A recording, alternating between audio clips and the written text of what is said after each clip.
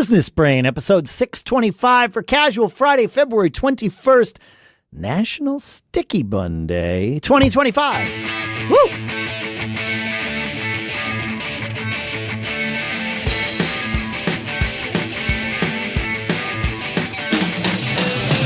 Greetings, folks, and welcome to Business Brain, a show where we take some ideas, some of yours, some of ours, we mix them together, we make a stew, and then we inhale the vapors of that stew while pondering on the ideas so that we can tune our business brains to keep on living those charmed lives that we love so much. Shopify.com/businessbrain has been part of the key to my charmed life, and it is the place where you can go to sign up for a $1 per month trial period. We will talk more about them. They are our sponsor this week. We'll talk more about them a little later. For now, here in Durham, New Hampshire, I'm Dave Hamilton. In Lafayette, California, I'm Shannon Jean. I love stew, Dave, and I love Shopify. Same. Yeah, awesome. It's a good stew. Stew on a cold winter day. Ooh, I have an idea to stew on here, Shannon. Yes, it's good segue. Fairly raw in that it's only been in my brain for a couple hours. We always need reasons. I have a list that we call our RFC list, our reasons for contact, things to talk about with all of our sponsors and agency partners and all that, just to keep at the top of their inbox and top of their minds. And it's weird. Not weird. It's interesting. They ask us to do this because they don't want to forget about us. So it was just fascinating to me. Yep. So last week we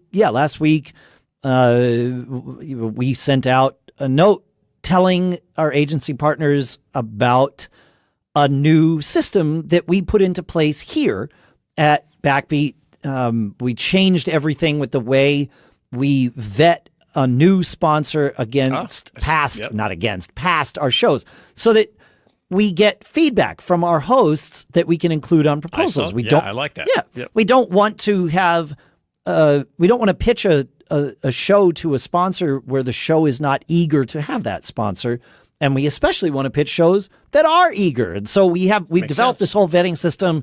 It's already changed things for us, and it's just going to get better as time goes on because of this data that we're massing up internally here so we can be more efficient. And so we told people, hey, we're nerdy here. We developed this thing. You've already seen the benefits of it. We wanted to tell you because we're excited.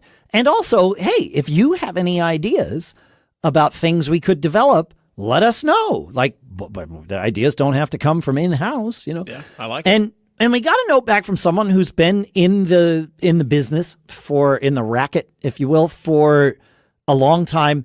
And he said something to the effect of, if you could find a way to to show marketers that an ad is working, that would just be a game changer for you. And I mean, this is a super obvious thing. And I've distilled down what he said, but that's essentially what he was saying, was like, if you can find a better way to tell marketers this. And I was like, okay, well, we were talking about it in our staff meeting, and I was like, it's nice that he says this. He's asking the age-old question. I know my advertising works. Which half, which you don't know. And we routinely try things over and over and over again to prove that. And, we've got different attribution stuff in the podcast world that works here. And there's attribution stuff on the web. And then there's what we call direct response. We've seen them. There's a reason that we all still get Valpak mailers sent to us. Absolutely. We throw away, if there's 30 in there, we throw away 29 of them, and you grab one and you use it and you use a little coupon code on there. And then, they report that coupon code, and then Valpak makes money the next year because those people want to renew. Come back, and right. It's how it works. And that's why you get Shopify.com/businessbrain, right? That is direct response. It is Valpak. It's amazing to me that people in their 20s even have a clue as to what Valpak is. Right. Like, this predates me. But so we were talking about this, and I'm like, okay, well, they want something better than DR, direct response DR. And like, I think it's still the gold standard for a reason. Like, we're not going to get anything better. And whether that's true or not, it's true for the purposes of this conversation. And I thought, well, wait a minute, guys.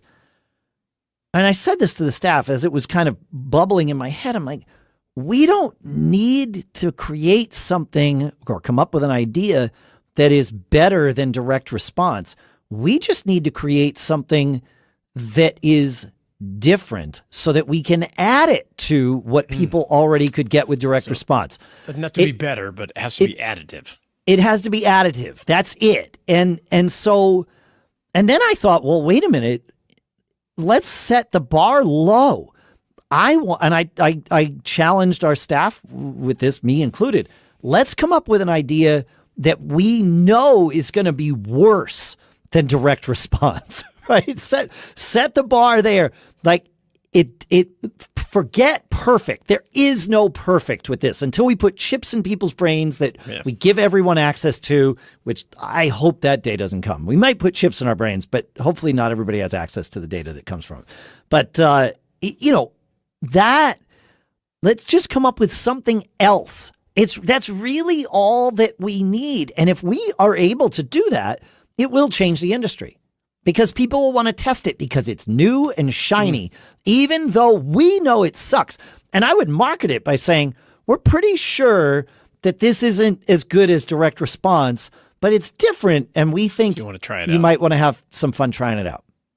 Yeah, so I already know how to market it. I already know everything. I mean, we would tweak the messaging, obviously, but like we just need to come up with the idea. And that's not going to be easy. Because everything that's been conceived is worse than direct response. Yes, and direct response is also bad.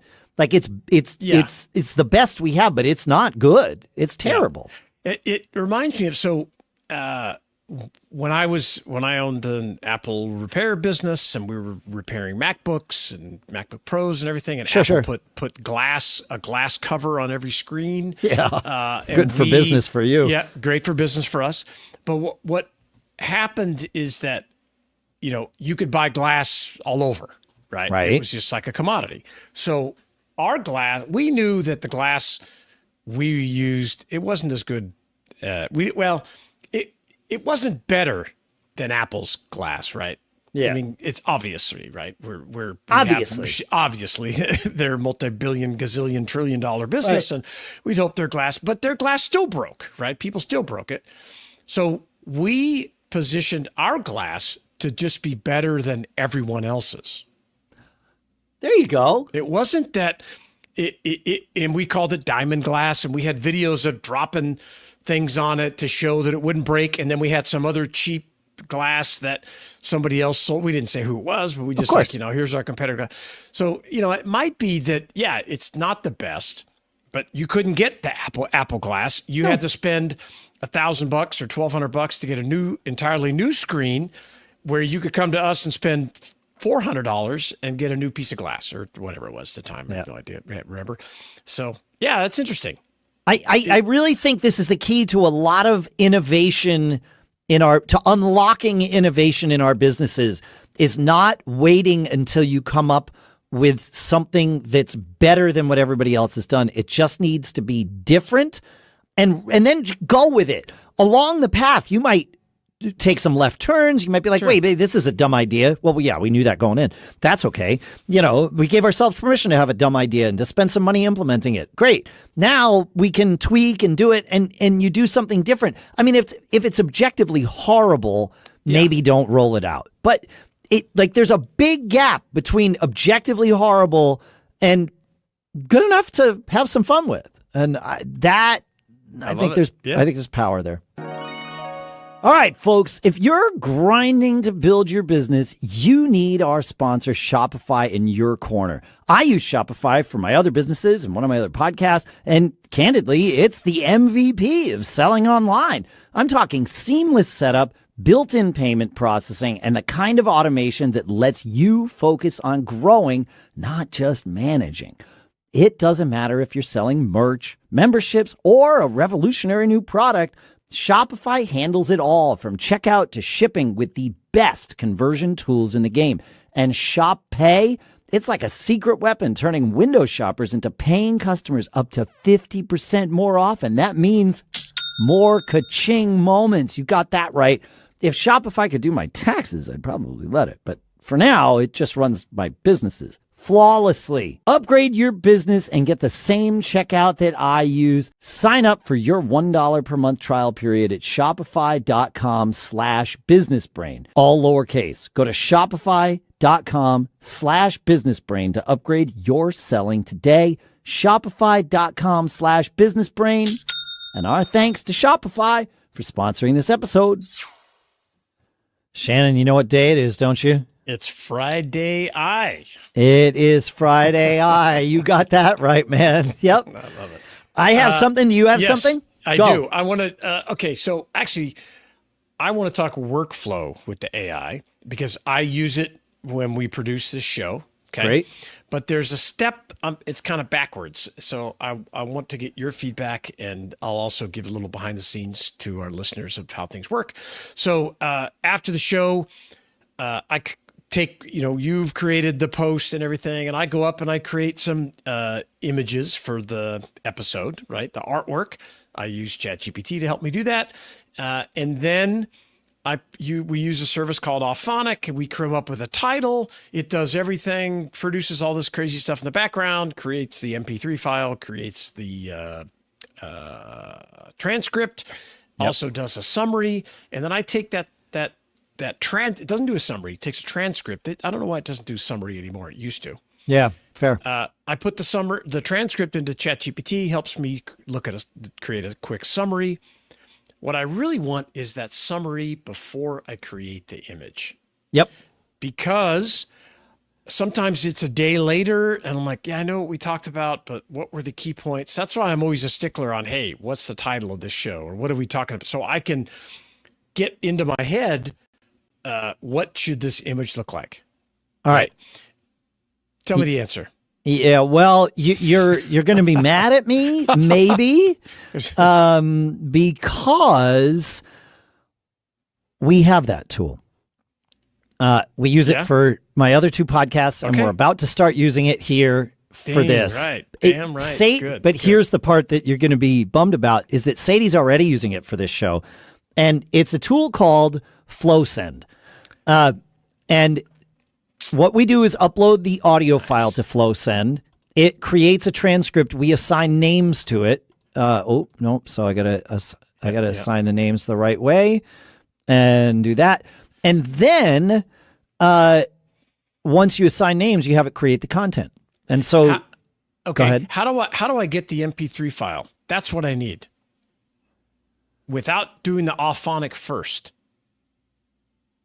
See, I want the summry to help me create the imagery. Well, I mean, we have an audio file, like we're recording it right now. Yes. I just need to send you that. Or more simply, I just need to upload the file to FlowSend so that you can take it from there. Let's try that. That would be great. And then I can come back and talk about FlowSend and what I learned. And yes. that's great. Because what's cool about FlowSend is it's all using AI, and it's all stuff you could do on your own, but it's a series of pre-built prompts, some of which they've built, some of which we've built. So it's totally customizable, right? And so, they definitely want that. The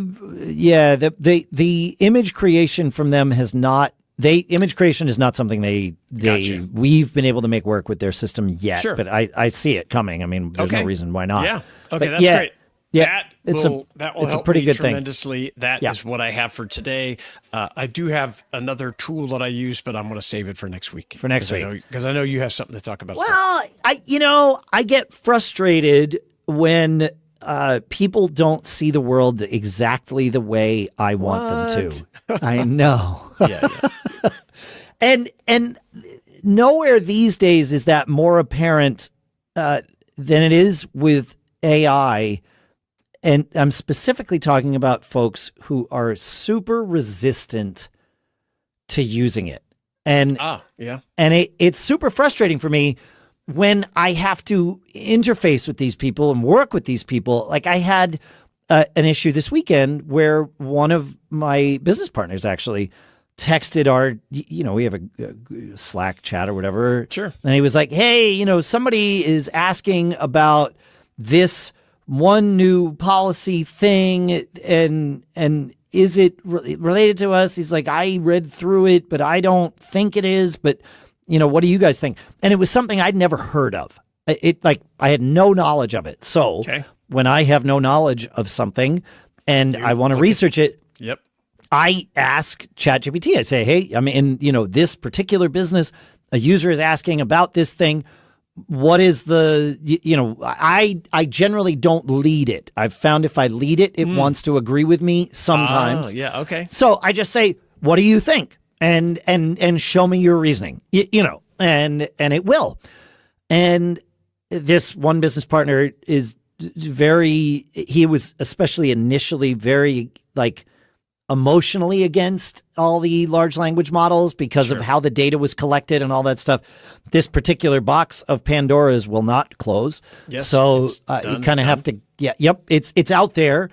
You can either choose as an entrepreneur to use it or not. And really the choice you're making is, do I want to give my competition the advantage of using this over me? Thank you for saying that, because that is that is the choice we each are making. My competition also has access to this tool. We don't get to just keep it. It's not, proprietary. So it's, do I want to give my competition this leg up or not? And I do not. And so he's still resistant on that front, even though we've made a decision internally that it's okay and we're going to use this because, by golly, otherwise we'd be out of business. And so all I did was I took the thing that he wrote in our Slack. I went into ChatGPT, I copy, paste, and I articulated which business it was for, because that was assumed in the Slack chat, not assumed because I work with so many businesses that I have in ChatGPT. So told it for this business, I pasted it in, I let it give a response, I copied the share link for that and pasted it in. I said, here is a teach a man to fish moment, and here's what this response is going to look like. I did this because I have no knowledge of the thing you're asking about. So here we are. Yeah. That's good. I like it. And I don't know how else I have another friend that I used to work with a lot. I don't anymore. And he tried ChatGPT the first day it came out, or, early on, maybe not the first day. And told it, or asked it, tell me about me, essentially a vanity search. And it got a lot of things wrong. And I'm like, okay, great. You found a bad use case for ChatGPT, and then you stopped. Here's the thing. I would never use ChatGPT for that. Yeah. Here's the things I use it for. If you want to use it for that, why? What's the end product supposed to be? Let's say it's a bio. Okay, you want to write a bio. That's a reason to have it do vanity searches for you. First of all, the difference between ChatGPT on the first month and in its, now 30th month or something. Now it can actually search the web, so it's not stuck with a fixed data set, finite data set. And so I said, instead, use this query. And I said, I want to write a bio for myself. Put your name in. I want to collaborate on it with you using Canvas. Mm-hmm. Right? So please start this, and then we can work on it together. And that's the query I gave him. And he didn't use it. He just did another straight up tell me about myself. And it was like, it got everything right, except it said he had passed away. That's a little I'm like, well, my answer to that is, what this means is you're not popular enough to have enough data on the internet about you. I didn't say that to him because that comes across as mean, but that's all you're proving, is that there's not enough data on the internet for this engine to get you right. But that's it. Yeah. So, okay, but it's also a really bad use of the engine. Taking the audio from a podcast and creating titles about the show from that. Much better use case. I want to do it, and maybe this will be a topic for next week, is I want to talk about this idea of stopping after the first failure that you mentioned, because it's not just about AI. Yeah. No, it's life and everything. And I had an instance of this, and I see it all the time. Someone coming up and saying, that doesn't work. I tried it, and it failed this way. Yep. And so I want to break this whole concept down and talk about how to overcome that feeling if you have it, and how to respond to other people that try to paint you with that concept, because it's garbage. It's garbage. It's garbage. such why. Yeah. Well, I will save my thoughts. We're gonna because I have a lot to say about this, because I've seen it destroy a lot, so many opportunities. So I've seen it destroy people's lives if it's the way it's your default way of thinking. My goodness. Yeah. Yes. Exactly. Let's dig into this next week. We'll help. We promise. Good. We promise. Yep. Feedback at businessbrain.show. Keep living that charmed life, and businessbrain.show/review. Get yourself on that list to win a MacBook. See you next week. Have a great weekend.